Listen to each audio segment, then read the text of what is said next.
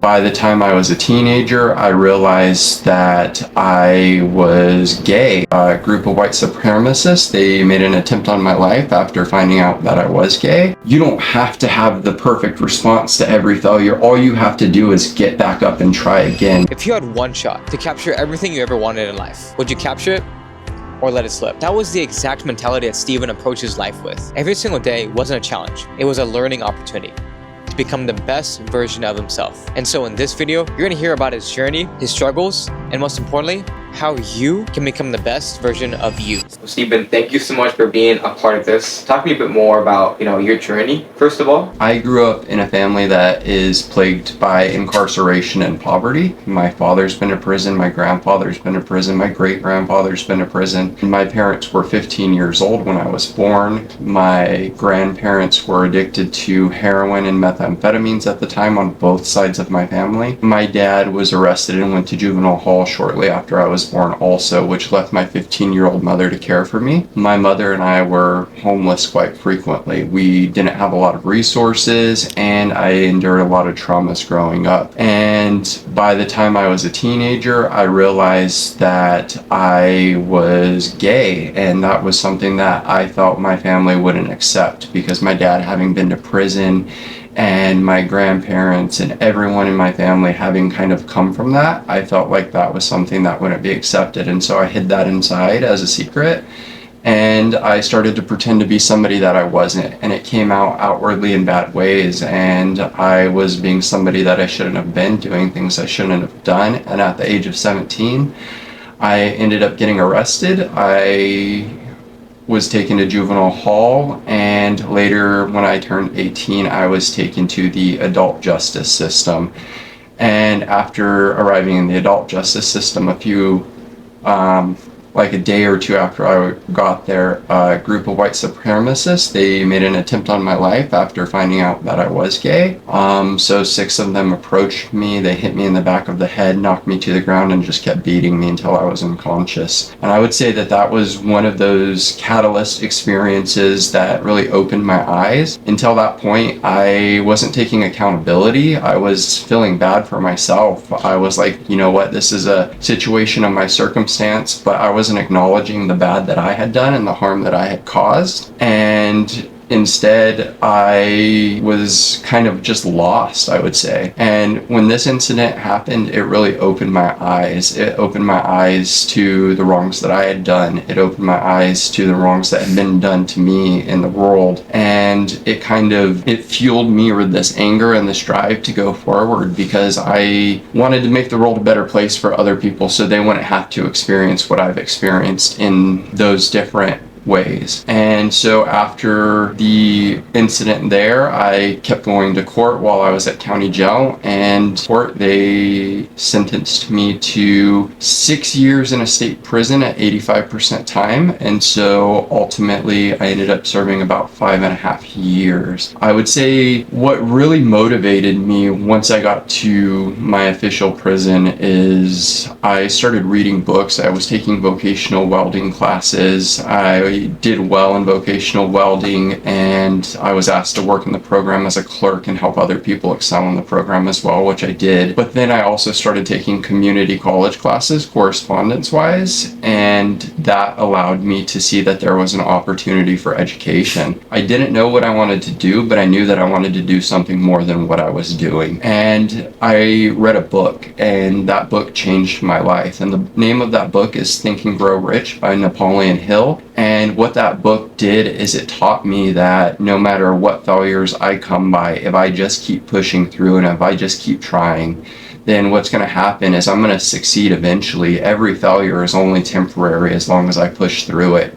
And ultimately my fate is in my own hands. And so my journey has kind of accumulated to where I ended up going to Fresno State, graduating top of my class out of 6,000 students. I received the President's Medal, which is given to one graduating student upon graduation per year. I helped revitalize the Fresno County ACLU chapter, and I was voted to serve a 3-year term on the board of directors. And then I also got into Berkeley Law School, where I am today, and I am near the end of my journey. I'm in my final semester, and things have been great. I've been really welcomed by the community. I am currently co-president of the 3L class at Berkeley Law, which is amazing. I was put as a write-in candidate. I thought I was going to be a lot less busy in my last semester, but I'm happy to be there, and I'm happy to be helping out the Berkeley Law community and being a representative. It's also, for me, a complete turnaround, because I went from this person, a defendant in a courtroom in juvenile hall, county jail, and then in state prison. I went from being that defendant to walking into the courtroom on behalf of the prosecution and announcing Stephen Hensley for the people of California. It's so eye-opening, because less than 15 years ago, it was the people of California versus Stephen Hensley. And so I feel like that was a moment for me that really just turned things around. One that really came to mind when you're talking about second chances and being somebody that you aspire to be is this quote I use, and it's very, very popular on social media these days. But it's, don't spend your life chasing butterflies. Build a beautiful garden, and the butterflies will come to you. And as somebody who's probably spent a lot of time understanding themselves, understanding who they are as a person, and then taking that understanding, what can I do to better not just myself, but other people? What does that quote mean to you? For years, I felt like it was never going to get better. I felt like I was going to be stuck. I felt like I wasn't good at anything. There was nothing I felt like that I did well or excellently or that I was passionate about. And I didn't think that my life had any direction or focus to it. I would say just keep trying, just keep pushing forward, and just have the mentality that someday things will work as long as you keep fighting to make them work. It doesn't matter what it is. It doesn't matter if you don't know what it is. You could be on your journey completely blind in the dark. And if you believe that you're going to find the way, you'll find the way. And that's something that I completely believe in, is the power of self-belief, self-motivation, affirmation. Being in Berkeley and seeing just the condition of poverty and homelessness as somebody who's been formerly homeless and has gone through that system before, how does it make you feel when you see somebody who's maybe homeless or just going through a tough time, especially in Berkeley? I would say that seeing the population of those that are unhoused and seeing what feels like an increase in those numbers and in the difficult conditions in which people are facing, it's disparaging. But to me, it's also a wake-up call. It's a sign that we need to find solutions that actually work. We need to find solutions that help people to move forward and live the lives that they want, to live productive lives, to be a benefit to the community, to give back and to go forward and to be that person who is able to give back civically and engage. What can I do, as you said, to give back to my community and give back to my country? There's many times when I also feel that I don't have a place here. I feel like when I look at the leaders of today and look at what their stories are, who they are, I don't feel like I'm represented in that story. What would you tell the next almost generation of folks who want to get into the space of leadership, want to get into the space of law, but don't see themselves being represented in not just story, but also just the people who are leading the action of tomorrow?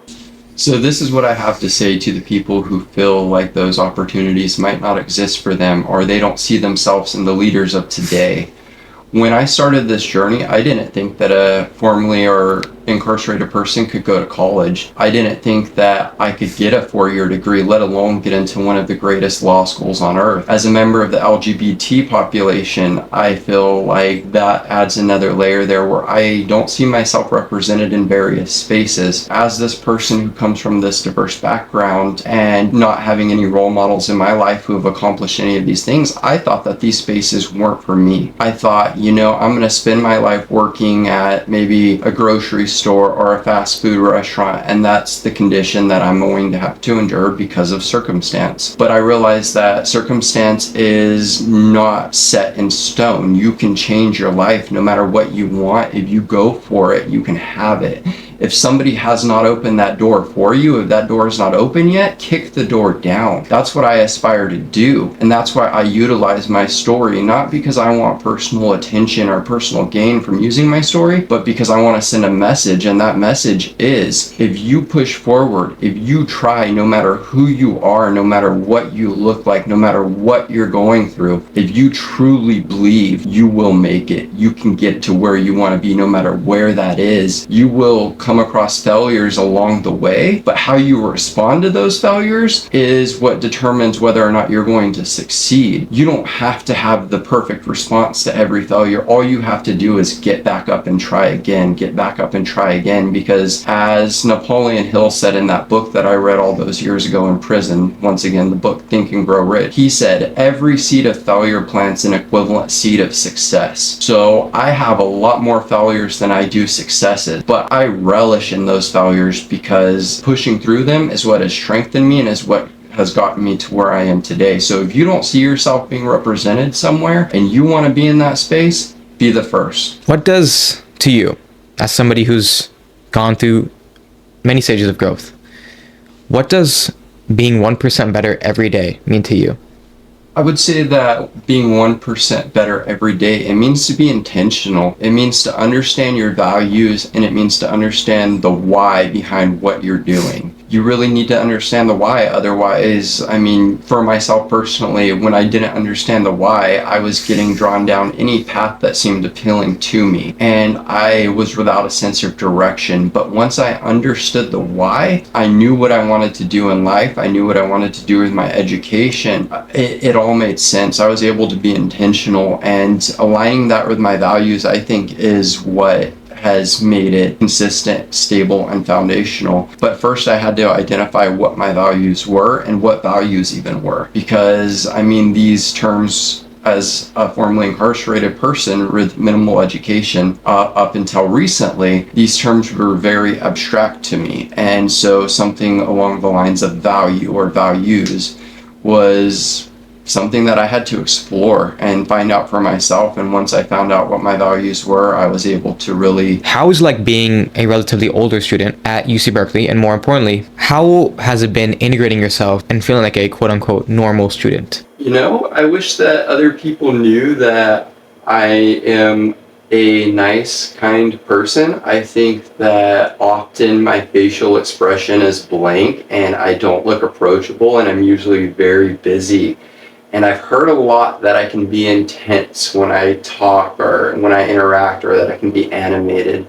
And so I feel like maybe people think that I'm not an approachable person, but I feel very much like if somebody were to approach me, I'm a very kind and open, receptive person. It's just, I'm not an initiator, really.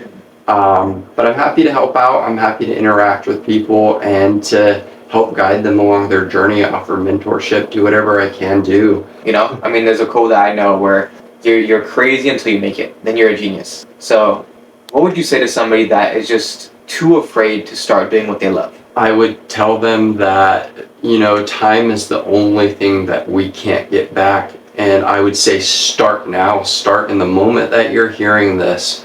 Start somewhere and do not stop. No matter how small the progress is, just keep going.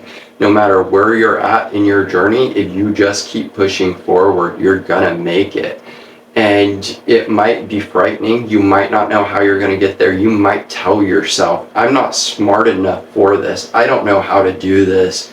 You're listening to somebody right now who started their college education in prison, who barely knew how to write an essay, and who is now at one of the best law schools on the planet. And I am thriving. I was afraid.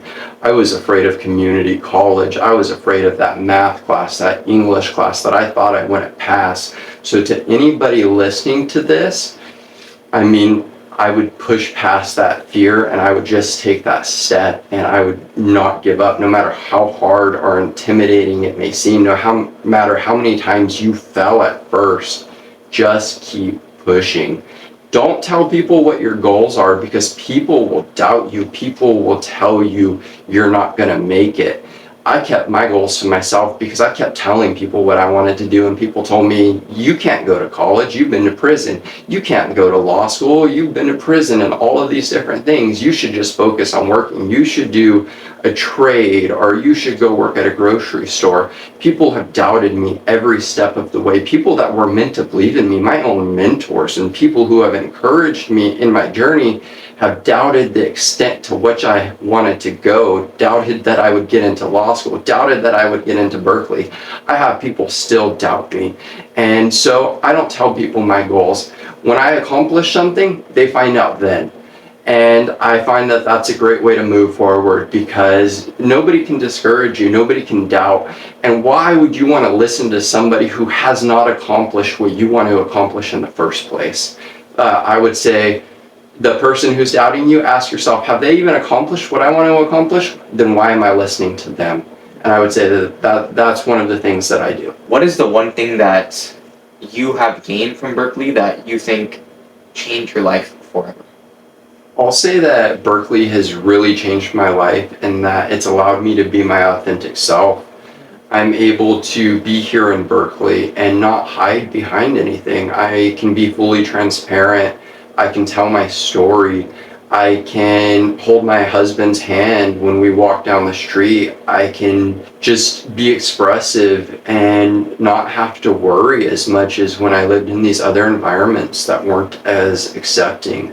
And so Berkeley has allowed me to thrive in that I've been able to be fully true to myself, to my values, and to who I am and want to be going forward. And to be honest, it took a lot to get to this point. One thing that I tell myself, if I'm starting to kind of question, or wonder like, oh, what does this person think of me? Or, am I doing the right thing? Or, if it's something small that doesn't matter, or whatever it may be, what I tell myself is, what's the worst that they can do to you? The worst that anyone can do to you is probably kill you, and they're not going to kill me for being maybe socially awkward or whatever it may be, or just being expressive of who I am, as long as I'm being a decent person who isn't causing harm to others. So. There's a quote by one of my friends who, quite frankly, I was very surprised that he said it, because he's not one to drop very inspirational quotes, but you should look back at yourself 6 months ago and be disgusted almost because of how much you've grown and how much you've almost transformed in a way. To that same feeling, many people will also attribute maybe you to be a very inspirational story, and look at your story and be like, wow, I can do what I need to do, and I can get to where I want to be. Whose story really inspires you? So when I first started looking into whether or not a formerly incarcerated person can go to college or law school, there was one person in particular whose story I had read, and his name is Reginald Dwayne Bett. He was arrested in his teens, but he was arrested as a young black man in the system that was positioned against him. And he did everything that he could to change his life. He went to undergrad, and then ultimately he ended up going to Yale University. And I think somewhere in between there, he did a fellowship with Harvard as well.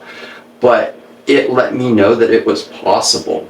It told me that, this guy, Reginald, had made these big strides and did these things after serving time in prison, regardless of the obstacles that were against him. He did it, then maybe I could do it too.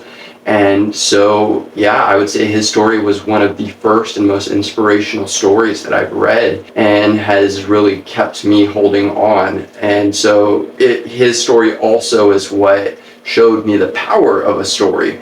Because if his story could influence me in that way and put that type of drive in me, then my story could do the same for others as well. What was your lowest point, not in life, but what was your lowest point when pursuing higher education?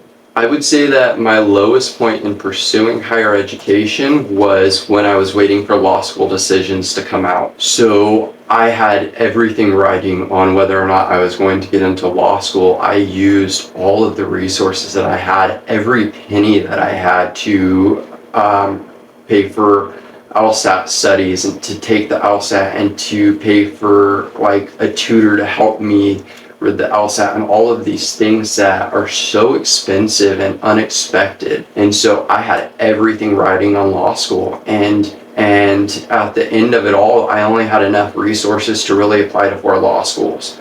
And so I was very strategic in the way that I did it. And I applied to Harvard, I applied to Columbia, I applied to Berkeley, and I applied to Stanford. And so I heard back from Harvard and Stanford first, and they both gave me the no's, which today I am grateful for because I'm very happy to be where I am with the experience that I've had. And Columbia hadn't gotten back to me. And it was one of the very last weeks of admissions decisions, and I was frantic. I was crying. And it was a very low point for me because I didn't think I was getting in anywhere. I had already received 2 rejections. I hadn't heard back from Columbia. And then I was sitting there one day having lunch, and I got this email that came through from Berkeley. And I believe I was somewhere public having lunch, and the email came through and I opened it and I just broke down in tears because it was one of the greatest moments of my life, and I really didn't feel like things were going to work out. For all of those months leading up to law school decisions, I was so afraid, and I was at such a low point in doubting myself and thinking, that I'm going to get rejected or whatever it may be. And even if I got rejected, it would have been a low point for a second, but I would have gotten back up and I would have tried again. And so I would say that was one of the lowest points. But I mean, there are a lot of low points because school is hard, life is hard. People see all of the successes that I have on paper, on a resume, on LinkedIn, but they don't see all of the struggles. And I would say that the struggles are more than the successes. And it's just that I've been pushing through those struggles and keeping a good mindset. And that's what has allowed me to thrive. When going through your story and your goals and getting to where you are right now, where do you see yourself in 10 years? I want to make society better. I want to make our community less divisive. I want to bring people together, and I want to create opportunities. And I want the narrative to be that we are a coherent, consistent community, society that gets along, that values one another, and is able to really stand behind the idea of freedom for all. We the people, all the people. What does DEI just mean to you? Rather just the idea of diversity, equity, and inclusion as a whole? So for me, diversity, equity, and inclusion, I think that it's often misinterpreted as what it is. I believe that many people think that diversity, equity, inclusion can be an advantage when it comes to job decisions, admissions decisions, or whatever it may be. But in no way, sort, or form is it an advantage. What it is it's there to level the playing field for those who have been historically disadvantaged or marginalized, for those who have been kept from opportunities, for those who, for example, maybe don't have the money to pay for a study course for the LSAT, or have to work part-time for their entire undergraduate experience and don't have the time and resources to put into the LSAT or something along those lines that another person who has those resources or is more advantaged could put in and really have that extra effort there. And so to me, diversity, equity, and inclusion, it's not an advantage. It's just there to level the playing field. And without it, what we're doing is we're just gatekeeping, and we're pushing people back into these corners, and we're making these spaces where at the end of the day, it's all going to be cisgendered white men who have these really linear ways of thinking about how things should be done and about who should be the ones doing them. And I think that our community and our country is a reflection of diverse voices, diverse faces, diverse experiences. And that's what America is. America is diversity. America is this melting pot of everything that anyone could ever want to be or dream up and hope for. And I think that's what we need to cling to, and I think that's what we need to keep our country as, and not as a place where only the few can succeed, where only the few can. And it may seem like, well, if there's such a large amount of people, shouldn't we just put the interests of the many above the interests of the few? But then we have the tyranny of the majority, and not only that, we have all of these people whose voices matter, who are people at the end of the day, regardless of what they believe politically, regardless of where they are financially, regardless of what they look like, what their skin color is, who they choose to love, where their country of origin is from. It does not matter. At the end of the day, they are people. That boy or that girl or that man or that woman or whoever they may be, that was somebody's child at one point. That was a baby. That was somebody who was loved and continues to be loved. That is somebody who deserves happiness and deserves a second chance if they've already missed out on the first one. It doesn't matter who you are, you matter. And that's what America needs to be. America needs to be that place where it tells people you matter and it shows them that they matter. So what does just the idea of empathy mean to you? When you were going through your journeys and your hardships and your struggles, how did empathy help you? I would say that empathy has been one of my biggest motivators. I feel very deeply for people on a very deep level, even people that I don't know. If I see them experiencing some sort of hardship or a life experience, I feel for them, and I'm not afraid to admit that sometimes I'll cry. It'll bring tears to my eyes just because I wish that there was more that I could do, and because the pain that they're feeling, I could feel it myself. I've been in these corners of darkness, of poverty, of despair, of feeling like you're not going to make it out, feeling like you have no life, and feeling like things are never going to get better, like they're never going to change. I've been there. And so honestly, it's really hard, and it's just about keeping pushing forward and knowing that regardless of what's happened to you or what is happening to you, there is a way out. There always is a way out. Just have that hope. No matter where you're at in life, no matter how dark it is, cling to the hope, cling to the light, and fight to get out of whatever it is you're in. Keep fighting, and you will make it. Keep fighting. Who is somebody that inspires you every single day? To be honest, one of the people that inspires me every single day is my husband, Kobe. He is one of my biggest inspirations. When I first met him, he was the person who told me, he was like, you need to really get on your studies and go back to college. You talk about this being what you want. Where are the actions? What are you going to do about it? What are you doing?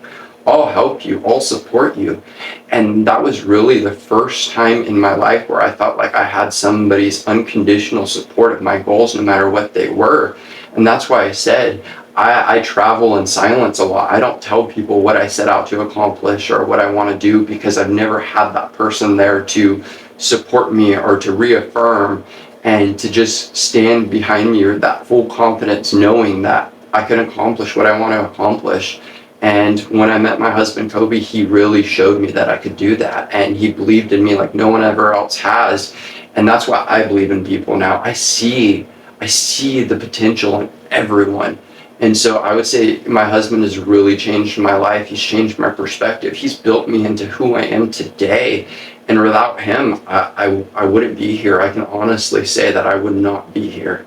What do you think your partner has done for you that you think nobody has ever done for you until then, before you met your partner?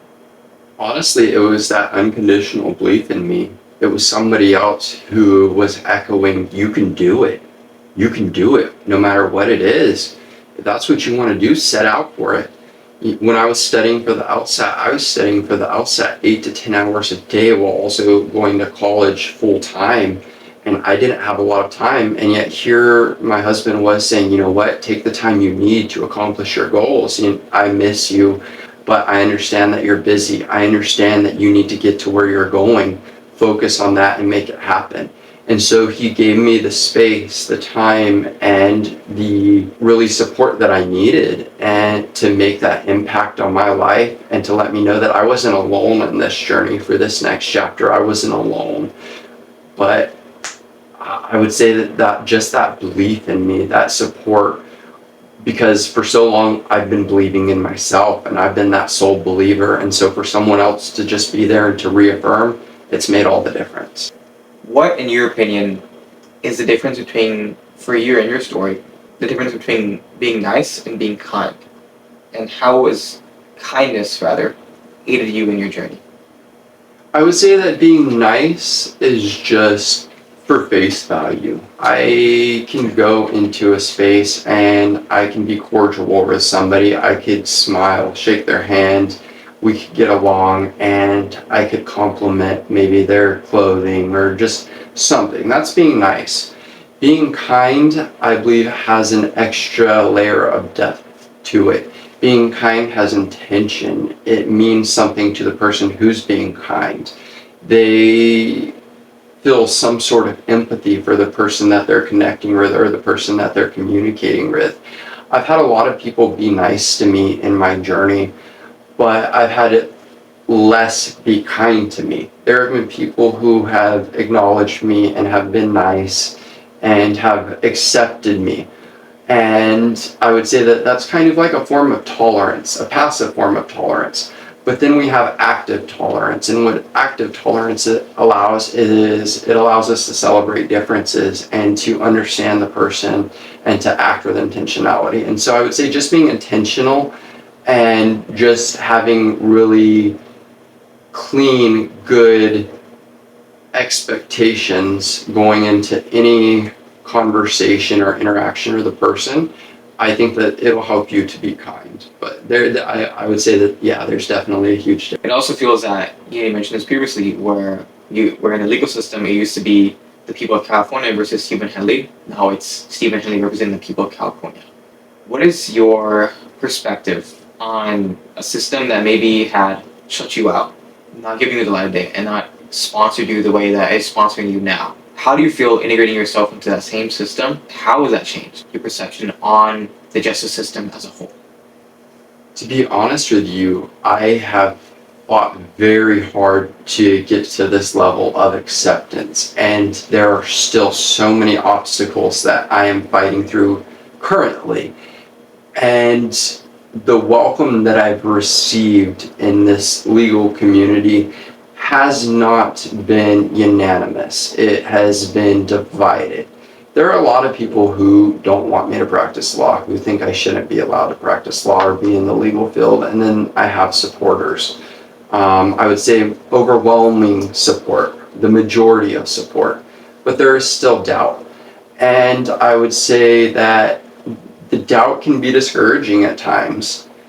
But the support with how overwhelming it is and how positive people have been, and knowing my intentions and knowing that I'm not doing this just for me, but I'm also doing it to give back to the community, the greater community, for all those in our society, to make our world, our town, our country, our county, our state a better place, a safer place, a more inclusive place for everybody.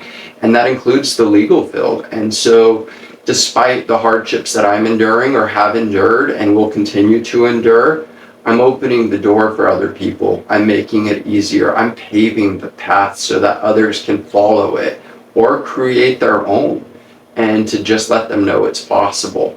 And I would say that the turnaround moment of really having that system, being part of that system as somebody who's not being pushed in as just another number, but rather as a working member of that system who is trying to make society better, I would say it's very fulfilling, in the sense that I never thought I would be allowed to do these things. I would never thought in my life that after I got out of prison, I would be representing a prosecutor's office in court for hearings.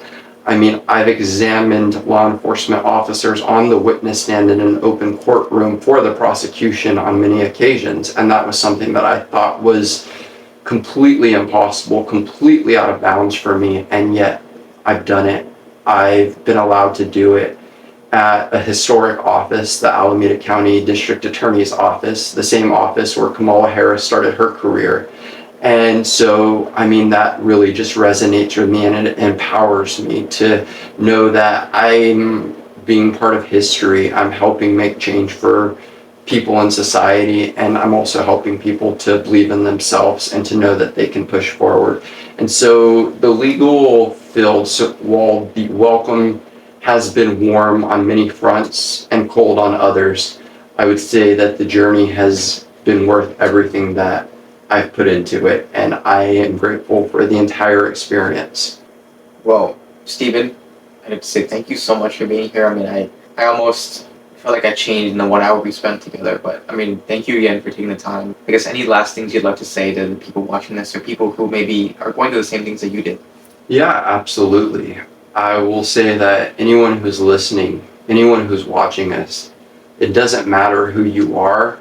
It doesn't matter what your name is. It doesn't matter what you look like. It doesn't matter if you are experiencing something that is really, really hard and you feel like you're never going to get out of it, because you can. And what I say when I say it doesn't matter is not that it doesn't matter on a personal level, but it doesn't matter in the sense of success and going forward. If you want to make it, you can push through these things. It doesn't matter the color of your skin. It doesn't matter who you are, what you feel. I've seen everyone do it, and if I can do it, coming from homelessness, coming from incarceration, coming from parental incarceration, a family that is plagued by addiction, all of these things, if I could do it and make it happen, then I truly, honestly believe that anyone can. So if you're listening to this, start now. Just start, and keep working forward and never give up.